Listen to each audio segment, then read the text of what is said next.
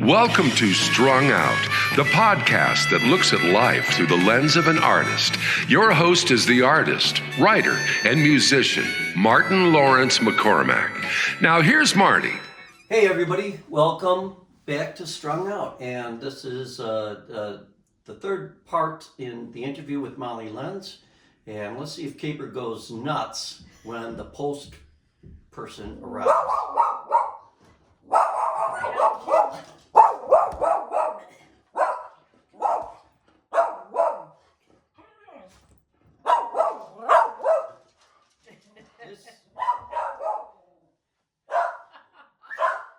All right, good girl. Thank you, Capers. Thanks for protecting us. Capers, our guard dog, but also, the third part of this show. Come here. Good girl. Wow, what a good dog. So, we are continuing along with How to Build a House concert. And I want Molly to just keep going because she's put a lot of notes and I want to... Yeah. So, this is important.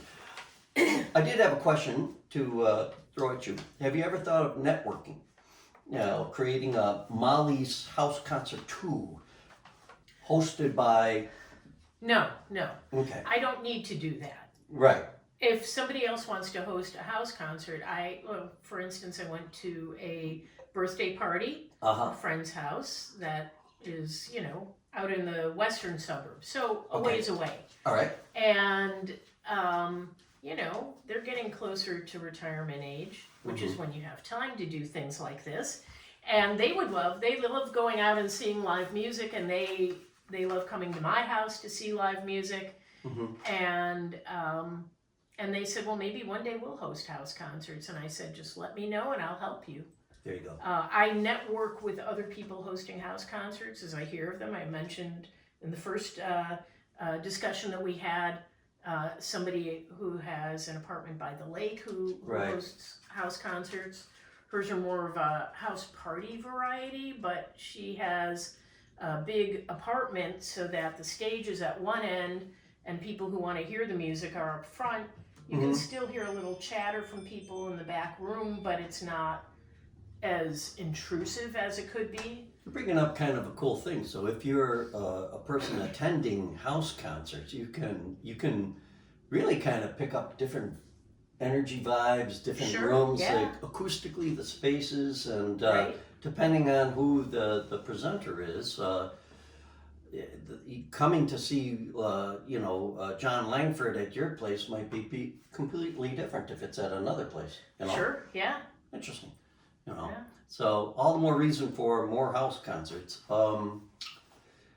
Let's dive in to more of your notes. Okay. I told Molly on the break I'm going to shut up and let her lecture you guys and myself on how to make a good house concert. Sure. So, the first thing that you need to think about are, do you want to host a house concert? You have to be available that day, but you have to also be available to promote the concert. Right. And sometimes I'm bad. It takes me a while to come up with a page for a musician, even though half the time I'm just copying a lot of information from their website.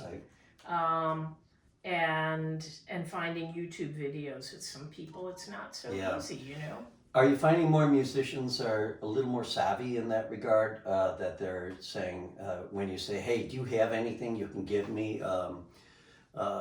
Are they giving you not only a bio, but like a potential press release? Or Sure, yeah. Okay. Yeah, but so there's a lot of musicians and their website will just talk about their most recent record.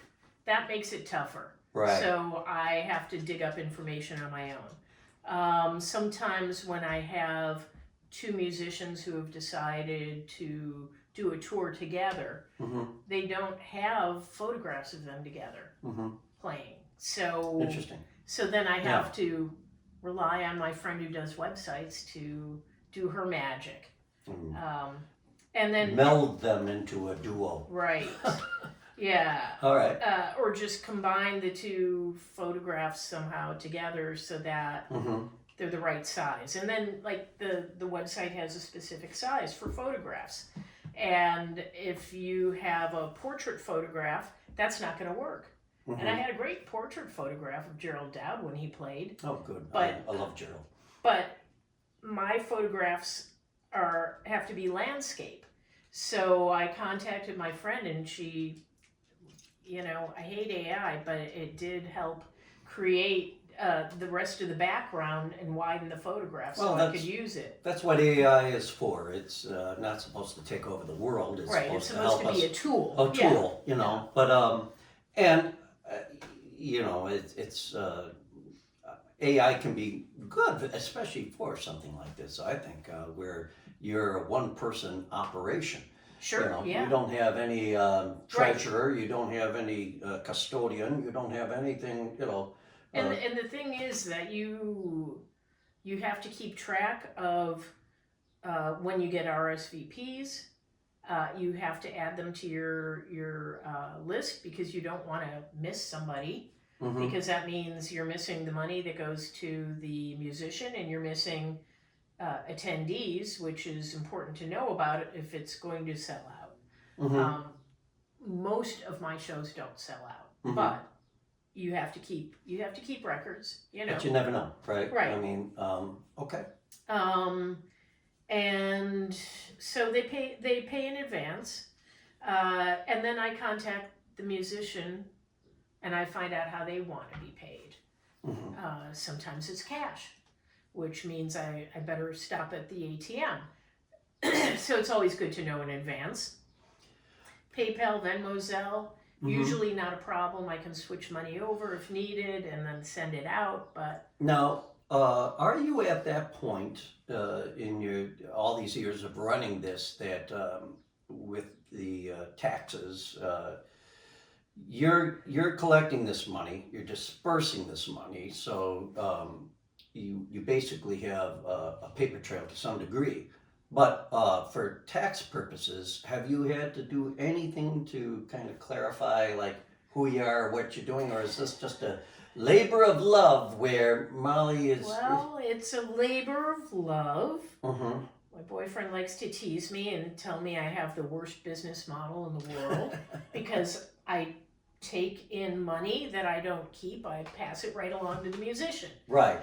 And that doesn't matter to Mr. IRS man or woman. I mean, they want to know. Right. Well, this is where house concerts fly below the radar. Right. And I have not attracted the attention of the tax man so far. Mm-hmm. And I'm hoping I don't. Well, If I do, well, it's definitely going to create a break in the concerts. And I will, if I decide to continue, would probably have to deal with all the paperwork of becoming a nonprofit. yeah. And in all honesty, I don't know how that would work because usually W-9s and everything like that have to be issued once a person is making over $600. So technically, if you're not making $600 and the guy's coming once a year, I mean, I make no money. right, and you're passing it along. Right. So really, if anything, you could be probably getting a refund on the expenditures that you're doing for running a house concert. Sure, that could be. I mean, I make no money, but I have expenses, which is why, another reason why it's the worst business model in the world. So how do I pay for expenses? Well, Right. I mean, I was paying for them myself, but then I just decided to put out there. So when I lived in New Jersey, there was one guy that would have a house concert. Mm-hmm. He would have easily 60 people. Yeah. And but at the end, he would take a paper shopping bag and pass it around the audience and say, "This is for the cleaning fee. If you can toss in $1 or $2." I mean, so what? He probably made over $100 a show. Wow. Just by doing that. And you do have expenses. So Right. if you provide soft drinks, if you provide paper plates or cutlery, you have to pay for all that. I have expenses Mm-hmm. from MailChimp It's $20 a month to Yeah. send emails. I have a website and I pay Bluehost to, do whatever it does to make it look good. And then So at some point, you have to kind of decide whether you're going to pull the trigger on that and become like an LLC, or I don't know if even a nonprofit would make that much sense, as much as like an LLC where you could claim it. But basically, this is a headache I haven't had yet, Yeah. and I can't even. we're getting ahead of Yeah. we're getting way ahead of ourselves, because honestly, even the verbiage around donation / gift / Right. getting a seat, all that is there. But truth be told, house concerts are very tiny fish in a big sea of I mean, that doesn't entertainment. stop officials from chasing after you, Right. but it does. Obviously, it would take some of the joy out of things, and then Right. you really do have to think about how to do this. So one of the things I was thinking about this morning was, local towns and suburbs, they have these summer concert series. Like, aside from maybe Elk Grove Village, where they are big enough to bring in a name band to play. I saw George Thorogood there. They've got Fits and the Tantrums coming. For the most part, it is it's they have cover bands. And Right. because people who come to shows, they just want to see somebody that they know playing music that they know. Okay, I get that, but Yeah. but I thought of something that might work. I'm going to talk to my town about it. If we can find original music bands that would do like half of their set of covers and then half of original music, that might work. Might not. So I don't anyway, know. but that's getting off topic. I think the main thing is most house concerts, you never get to that point where you're running it like you're generating enough income to say, geez, I better get a good accountant going. Step one is a labor of love. But if you're savvy about, or you have somebody in the family that's an accountant, there's ways to look at it, maybe to skin the cat in such a way that it's going to benefit you as well. We'll leave it at that. Okay. And then let's see, what else do I have here? You need to make sure, if you're going to host a house concert, you have places to sit. I mean, so the woman in Rogers Park, she kind of rearranges the furniture and sets up chairs that she's brought up from the basement. When I started, I went online, I found a place, and I bought 20 folding chairs. Okay. And then I found, and because they were metal chairs, I found 20 cushions. So that was an initial expenditure. And then, you kind of push all the furniture back against the wall and move it to another room, and then you set up the folding chairs. Some people will want to stand. And especially for Waco Brothers and other shows where you really feel like you want to move during the music, that's great. Other people need to sit, and so for those sold out shows, I will just put reserved on chairs. So do you mess with your basement afterwards, or do you leave everything kind of set up, or do you put stuff away? I mean, So right now I'm in the middle of a 6-week break because there's so many street festivals and shows going on at this time of year. So after Jason Ringenberg played, I folded up all the folding chairs and put them up against the walls, and I have some 50s kitchen chairs that are down there that don't fold. But I did my best to consolidate all the furniture so I can do a good cleaning of the floor, and I'm hoping to do some rearranging of decor. But other than that, okay, cool. Another thing to think about, indoors or outdoors. Yeah, let's talk about that because Yeah, so outdoors, you probably will have more room, and it's open space. My backyard is a little, it's uneven. I've walked around there, and sometimes you take a step, you're like, oh, I went down further than I expected. But actually, I mean, this is for me more than the house concerts. But I am redoing my backyard and creating a patio and oh, nice. yeah. So and this is the other thing, because my concerts are in the basement. In order to have an outdoor show, I would have to haul Everything chairs and tables and amps and everything upstairs, and that would be well, pretty much impossible for me to do. And then you have to bring it all down at the end of the night. So I'm going to have a shed, and I'm going to keep some chairs in there, and we'll see how that works. Well, I think, yeah, I mean, some people like sitting outside for a concert. yeah. Others are not happy about mosquitoes or weather. You have, And musicians. I have had musicians complain because their guitars or wooden guitars react differently in different humidities, and tuning can be an issue. well, that's true, and even the voice can be affected by Sure. inside or outside, and certainly in Chicago, in an urban area, you're dealing with a lot of extemporaneous outside noise, like the metro train going by, or there's sirens, you know. But there is something kind of cool about doing stuff outside. It's really nice, and it sometimes I have done a handful of concerts outside, and what happens is it brings in people walking by. You know, my street is a route to a local park and a walking trail, and it's on a bike route, and so people will just kind of hear the music and zero in on where it's coming from and walk up the driveway and see what's going on. So that's So you definitely have to there. have a tip bucket for that.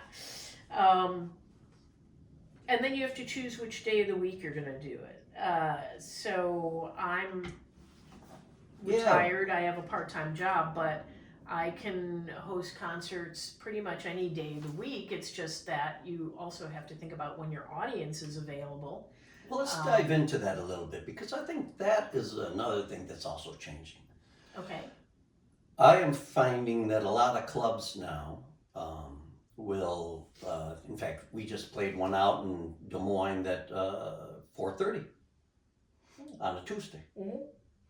And I thought, 4:30 on a Tuesday? Yeah. You know, well, it turned out that the place was packed because there's a certain segment of our listening group that are retired, or they're getting out of work early, they're having a happy hour, Right. and you know, it was conducive to them because they like the idea that by 7:30 they're out of there, you know, and yeah, you know, a lot of the demographics across the board are shifting earlier.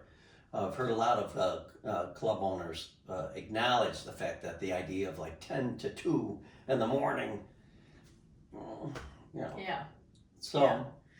I don't know that I would host a concert at 4:30 on a Tuesday, just because I do have people attending who are working, and if they have to drive an hour to get to my house, you know, rush hour, then you know, you kind of limit yourself to maybe Friday, but definitely Saturday and Sunday.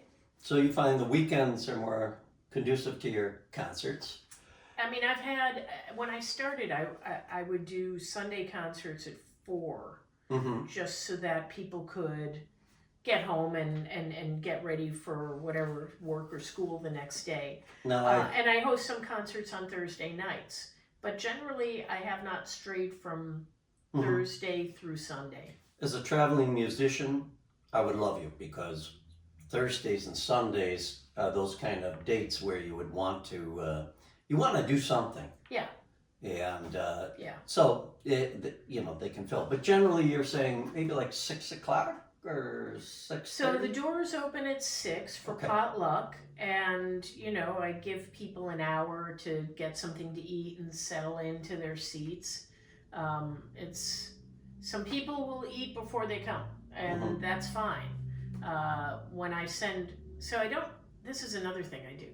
I don't tell people my address when they're coming for the first time. I mean, obviously, if you've been there, now you know where I am. But it helps me to keep track of who's attending. If I don't give you my address until the week before, chances are you're not going to tell 20 of your friends, and they're just going to show up. Right. Which, I mean, a nice problem to have, perhaps? sometimes, but if a show is sold out, I can't fit 20 more people in the basement, Right. And I wouldn't want to. But, so, I mean, it's just a little habit of mine. I mean, everybody's different. You could give your address if you want. But yeah, I do it that way, and yeah. Well, we're going to take a little pause here and show another clip from one of the house concerts at Molly's. And her website is throughout this. Feel free to reach out to her. If you're a musician, you can reach out, but beware. She books pretty far in advance, but this is what we're trying to do. We're trying to create more opportunities for independent musicians to play. And you are on Strung Out. Cliff song for you. This is for Gregory Marino. This is the harder they come, the harder they fall. One another. What's that? 1, 2, 3, 4.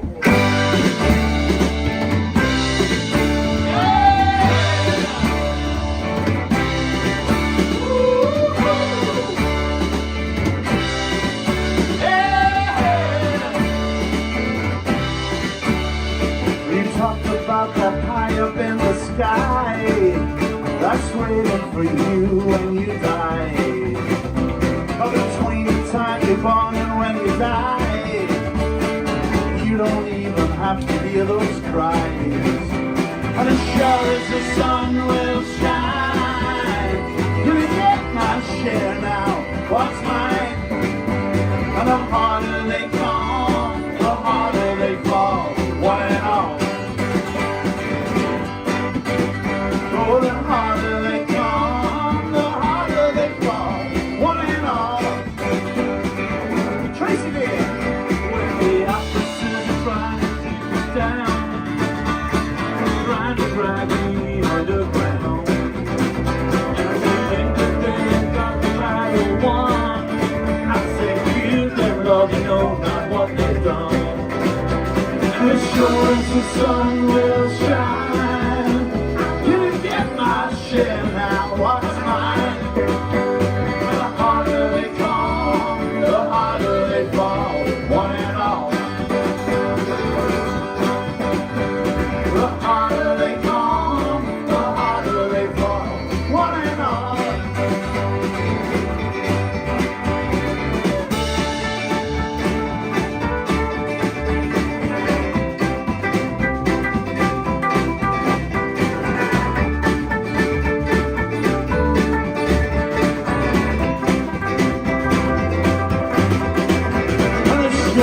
The sun will shine. I'm gonna get my share now, what's mine? And the harder they come, the harder they fall, one and all. And the harder they come, the harder they fall, one and all. And I'll keep on fighting for the things I want, even though I know that when you're dead you can't. But I would rather be a free man in my grave than to live as a puppet or a slave. As sure as the sun will shine, I'm gonna get my share now, what's mine? And the harder they come, the harder they fall, one and all.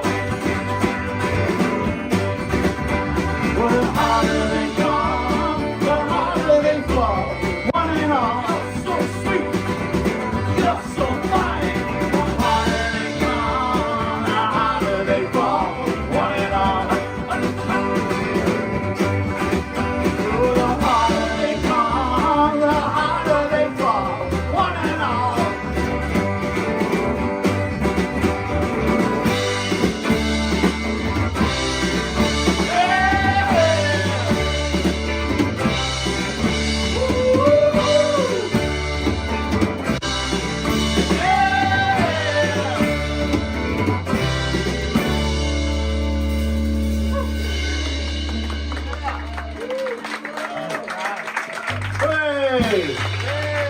Hooray for Sunday afternoons in terrible weather. But we did a thing at the Irish.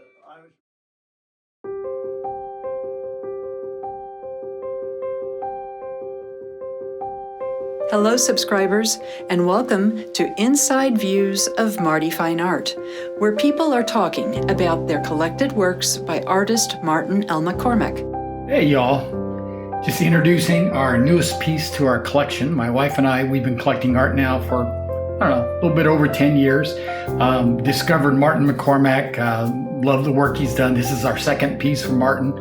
What we really like about this are the colors. It really matches this room with walls and everything. Just got it back from the framers. Beautiful piece. This is an original watercolor. And the reason why we really try to focus on originals now is with all the AI stuff that's around here, if you got something that you can document that is an original piece of art, it should hold its value or hopefully even increase its value over the few years. So we're looking at this as an investment piece as well. So anyway, it's a beautiful piece. I'll bring the camera in a little bit to give you a closer zoomed in look. But yeah, we think it's awesome. Additional originals and prints and merchandise of all of Marty's art can be purchased at martinmccormack.com. Thanks for watching.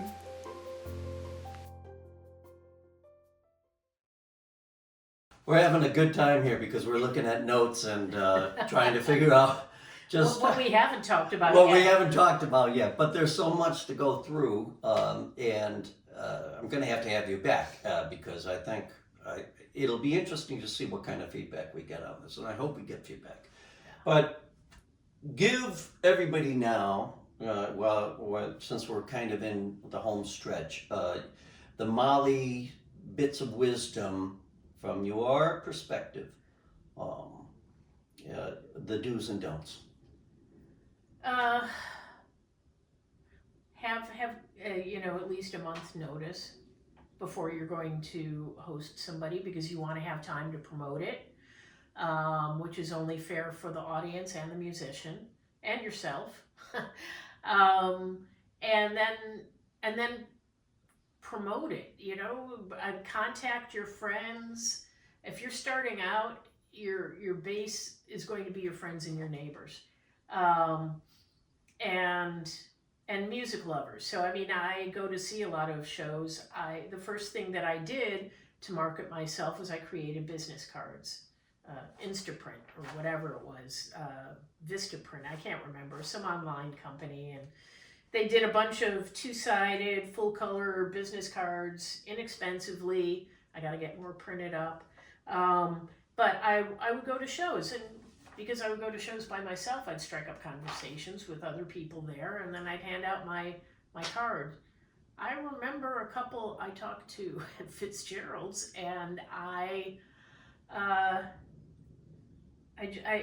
they've never come to one of my shows, and one of them was a principal, I think at one of the schools here in Rogers Park. Oh wow!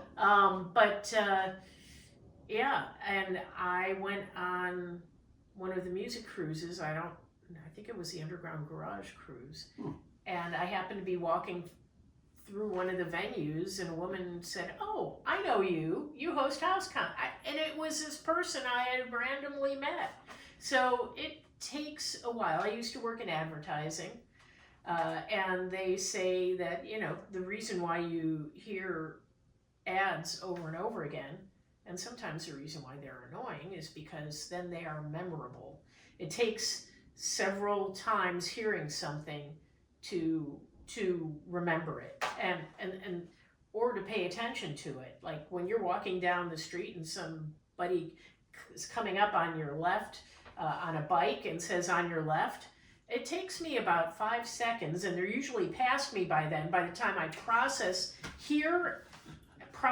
that information. Yeah, so Yeah, I hate that, and I also the little ringing bell. You're like, I got one of the. what the hell is that? I used to have an auga horn that my dad had on his bike. Yeah. So, but so that's annoying, but you'll pay attention to it, and so you want to have you want to have a way to build your audience. You want to get an audience, because otherwise, why are you doing this? Why am I doing this? I do it because I love having live music. I want to help musicians, and I like the community that is being built around it, and you know, these people have become my friends, and you know, I go to lunch and dinner with them outside of the house concerts. I hired one to redo my backyard. I mean, it just, you know, but it's a very friendly environment, and I really enjoy that. But you do have to get people there. Right. Otherwise, musicians are not going to want to play. Yes, and you have your stalwarts, the people that like Right. are kind of the true believers, so to speak. That Yeah, and I'm always talking to people, but the other thing that you do is you tell your stalwarts and you tell people who just show up for one show, please tell your friends about this and bring one. You know, I mean, next time you come to see live music here, bring a friend who might be interested. Make an evening of it, and you know, people tend to come back once you get them. Well, and then I get their emails and add them to my list, and then that also helps. So I have the email list. I've got the business cards. I spent a little money at Oriental Trading and got guitar picks that say mollysHouseConcerts.com. So it just, you know, gets right to the point. I send the emails. I've got the website, and most musicians, especially if they tour, they want to know, should I link to the page on the website? Because some people host house concerts and they want them to be private, only their friends and neighbors. But for me, I'm fine bringing in new people, and I needed to do that when I moved here from New Jersey because I had such a small core audience. It was my cousins and I, you know, I mean, I needed more people than that. And then in order to make some money to pay for the emails and the website and the pop that I buy, I started doing some promo items. Of course, I've got the t-shirt, and I happen to find, again, networking. One of my friends that I met through going to live music owns a printing business and gave me a great rate on that. I have gone and found a site, I think it's like $1 wristbands or something, and they printed up my my can koozies that insulate cans of cold drinks. I found a site that would do the wine tumblers, and then I also have a cooler bag, because my thinking was get things for people who might want to see shows outside. Ah, And I like that. Yeah. So and now that I'm on a break, I'm promoting different things. So I mentioned I've got a friend who his thing is compiling and sending out every day lists of all concerts in this Wow. area. Every day. Every Wow. day. Wow. Every day. And then he will put a little X next to ones that he recommends. I'm proud to tell you that I get an X every time. That's great. So and he has a Substack page, and you know, he requests donations to help him keep going, and because he has a full-time job, you know. Sure. But I met him by going to the American Music Festival at Fitzgerald's, and he wore these crazy socks. And I'm like, I gotta find out who this guy is. So we started talking and met him and his wife, and they're great, huge supporters of local music. So I get listed on his list. I mentioned that in my recent email. I mentioned their first podcast in the email, and I mentioned the next house concert I have in July, which is, you know, a month out, and so yeah, you have to promote yourself. For people who are looking to host house concerts, but they really are not sure how to do it or how to find musicians, well, go to see local music, decide who you like, ask them to play. But there are also two things that I feel compelled to mention. I'm not endorsing them, but if you're starting out, it's something. ListeningRoomNetwork.com Okay. Yes. is a Florida-based website, and they will list people that host concerts. They will list musicians looking for gigs. I really have not felt that I got anything out of it, but when I was looking for musicians initially, it was helpful. Mm-hmm. How is that now? Do you, obviously you have musicians knocking on your door, but you were a former DJ. Right. So you've got this natural love of Yeah. finding new and exciting things. So Sure. my guess is you're probably hunting. I'm always looking at live music. I'm always going to see live music. So, you know, if you see somebody playing in Fitzgerald's Sidebar, they're a good bet.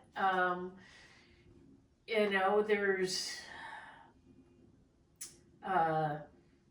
bands that may be playing at local music, you know, festivals. But the thing about that like I said, that I don't like is it's all cover music, and I like to promote original music. There is a website that I managed to, somebody listed me there.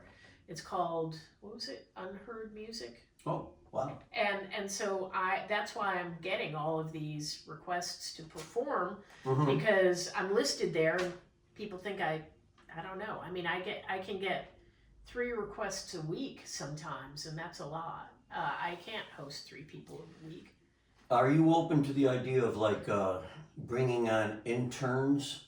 Never really thought about Like that. with, you know, I think of like these students at Columbia University or even high schools, you know, that are always like, you know, well, we need to have something that's practical in our lives. I mean, such an interesting thing that your life that but you're see, doing. this is the thing. Interns should be paid. I mean, maybe they aren't always. I think that they are more now than they used to be. When I interned, I wasn't getting paid, but it's thrilling to do. I mean, you know, I have thought about hosting more shows outside, but and getting a friend's kid to haul stuff up, but you know, you can't find these people, and you can't find them reliably. So you have to presume you're going to be doing all this work yourself. So if you are an intern, wannabe, Yeah, right. Yeah. can they reach out to you? Sure. Why All not?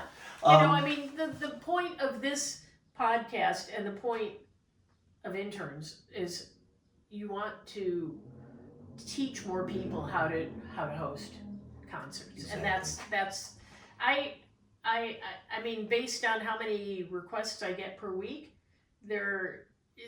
we need more people hosting house concerts. Absolutely. And I don't consider them competition. And there is a house concerts hosts page on Facebook, which is not for musicians to promote on, but for people who host to talk about issues, or maybe who they have coming, or maybe that person is touring and looking for additional gigs in a certain area, or issues that they're having, but it's a discussion group for people who host. In the time we have remaining, what about college radio people? Like, you know, do you ever reach out to people like Tom Jackson at WLUW or Chirp or The Wizard? I have not reached out to them as much as I should probably, but I have contacted I've contacted a couple of DJs at WLUW. Di Kulka Pateo does a Friday afternoon show. and then Would you ever have an outfit, hypothetically again, come in and record with the idea of like, here's a Molly's house concert live, you know? yeah, it'll be fine with me, but I mean, nobody's suggested doing that. Marilyn Reeve Beyer, who is on FMT doing Midnight Special and Folk Stage, Right. she has come to shows. She has recommended people that maybe are coming through, and she might have put on Folk Stage, but she was booked, so she'll refer them to me.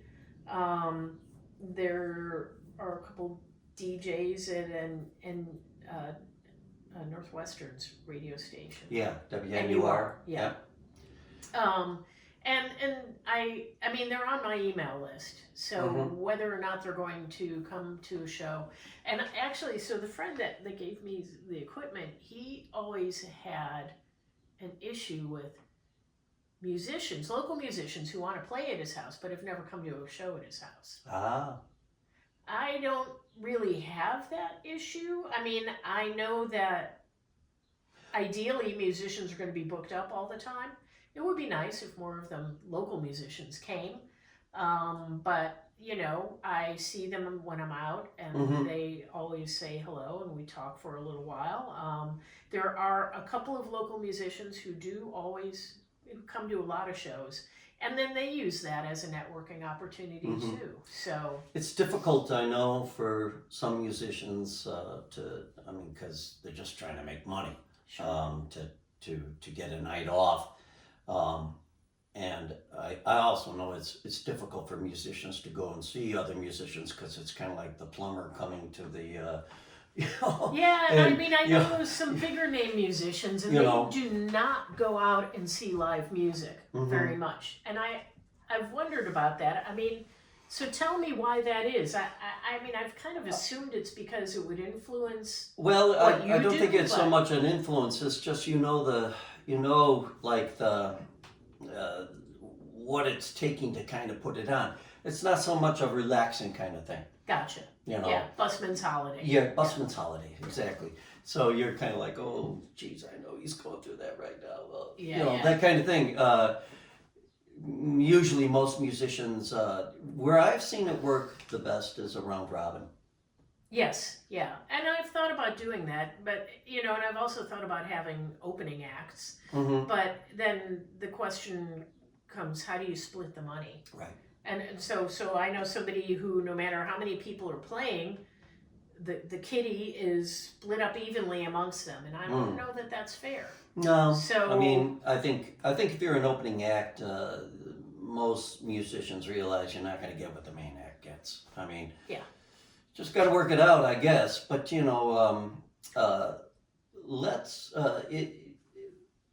what I want to know is you are a success. You have done such a great job at doing this. You really kind of covered every nuance and angle. What is it that you want to see happen the next 10 years of your life with this? What would you like to see with Molly's house concerts? Eventually, I do want to stop hosting. Okay. But I would like to see more people hosting house concerts, because that takes pressure off of me hosting. But also, I would like to see more younger people attending house concerts and hosting house concerts. There are, I mean, a friend of mine who has come to some of my concerts,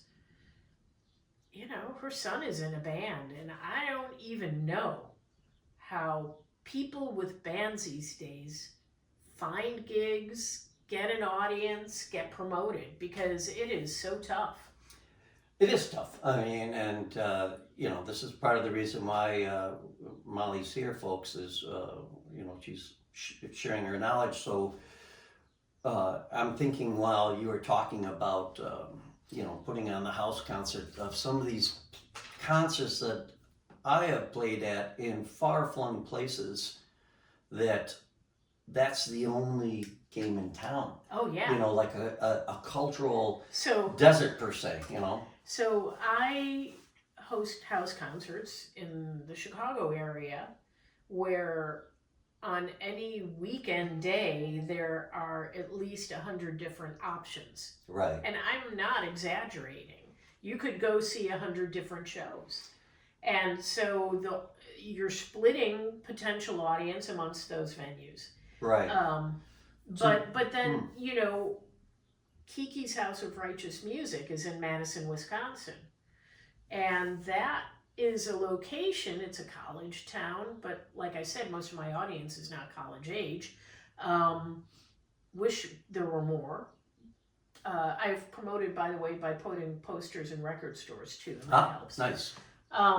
But you know, when you're in a location that's between major markets, you can get performers that are bigger names than I can get. Right. Because if they're playing in Chicago, they're playing in a bigger venue and getting paid more.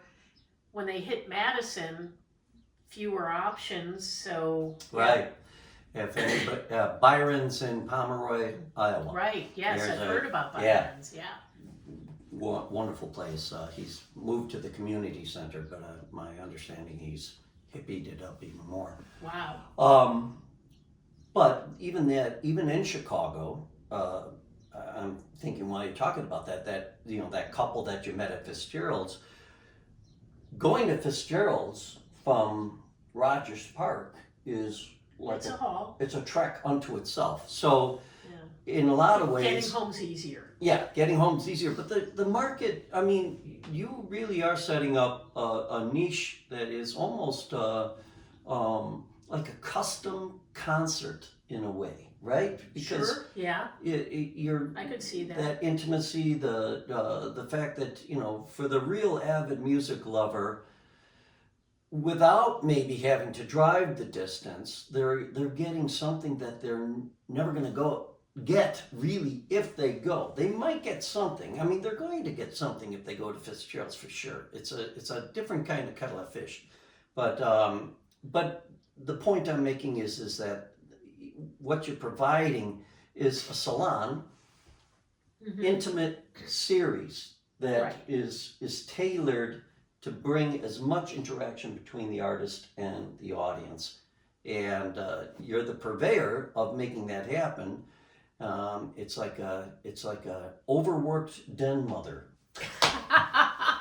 Okay. I mean, I'm just thinking, oh my God, she has to wear that hat. She has to wear I that think hat. all den She has to mothers wear- are over. You know, I just think to my scouting days where you Yeah. know, the harried den mother with trying to Herding cats. You're herding cats. But it's amazing what you're doing, and I want to thank you for supporting live music, and I want to And allow me to say Yeah. one other thing. Fitzgerald's is one of my favorite venues. I mean, space is right here. sure. Fitzgerald's has more of the musicians that I want to see. I will go.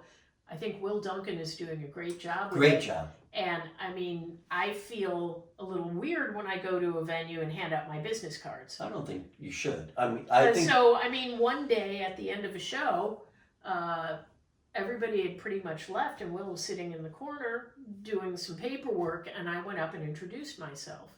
And he said, "Oh, it's good to meet you." He said, "If you find any musicians that you think would work here, let me know." And he has hired at least one. Well, I know we're going to be there for the Switchback Family Reunion, August 8th. Okay. And I hope you can come.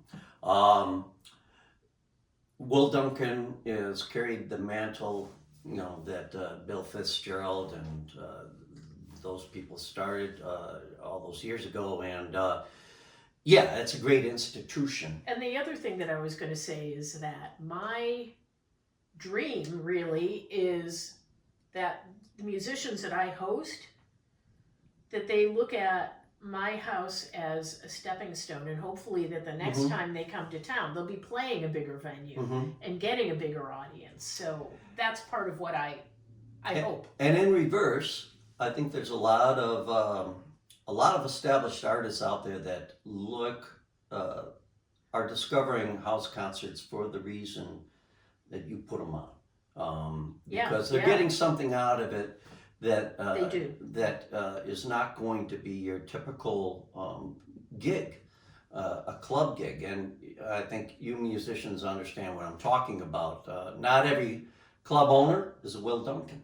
And it's a dog eat dog, very difficult business. So I'm not trying to diss any club owners, but it's a difficult business. But you're right. It's a complementary thing, house concerts. And if anything, what it is, it's also developing two sides of the equation that any club owner, any festival person wants: good artists, well-trained audience, and I can't emphasize that enough.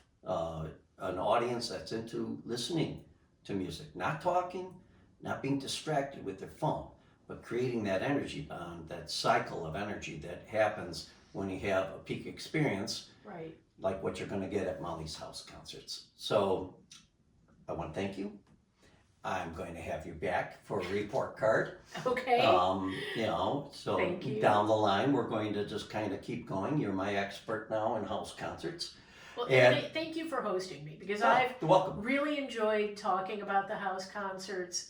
It's a great environment here. I mean, we're talking one-on-one, but obviously Right. there are other people listening, and my friends who have listened to the first podcast say, "Well, you sound really natural." It's like, well, because it's me. Right. This is Yeah. Molly. Yeah. And those of you that are watching, spread it around. Yeah. This is what we're talking about. Word of mouth, still the best form of advertising. And if you believe in what Molly is doing and what live music is all about, tag, you're it. Get out there and evangelize and let's... And maybe host a concert yourself. Right. And, the corporate world, those big suits don't have to tell you who to listen to.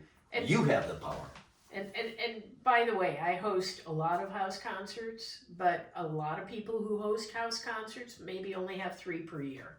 All right. You don't have to have a crazy schedule like I do. That's a great way to cap this off. You have the power.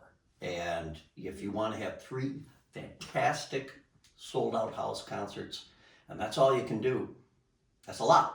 Yeah. That's a lot. And there's going to be 3 acts that are going to be very grateful, and there's going to be about Yes. 90 people Yeah. who are going to be affected in the most positive way by this beautiful relationship that happens only in a salon situation, and that is the house concert.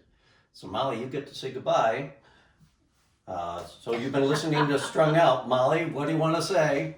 Well, I appreciate everybody listening to what I had to say. And if you have any questions about how to start your own house concert series, contact me via the contact page at mollysHouseConcerts.com.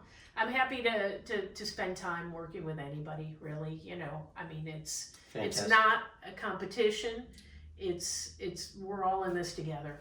Well, that is how we're going to leave it. We're going to go back to one of her concerts and have the music play us out. And until next time, bye-bye. Yeah. So I had to get him out of my crack. So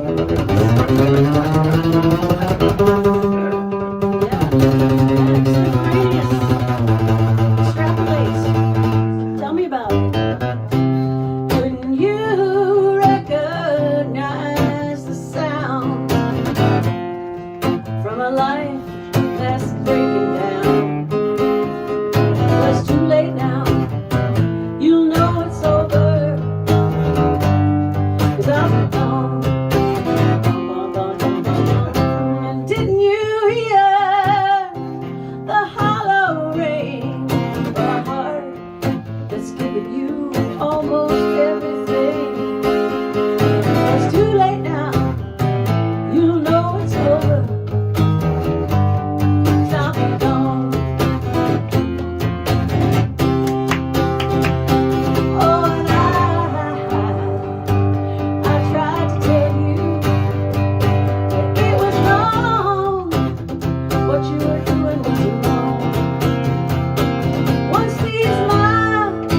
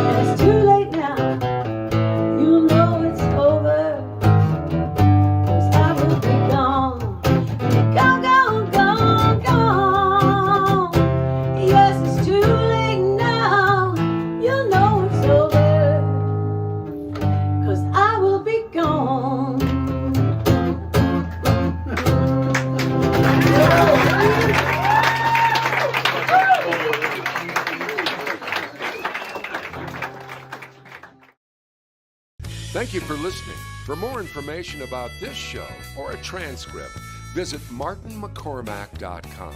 While there, sign up for our newsletter. See you next time on Strung Out.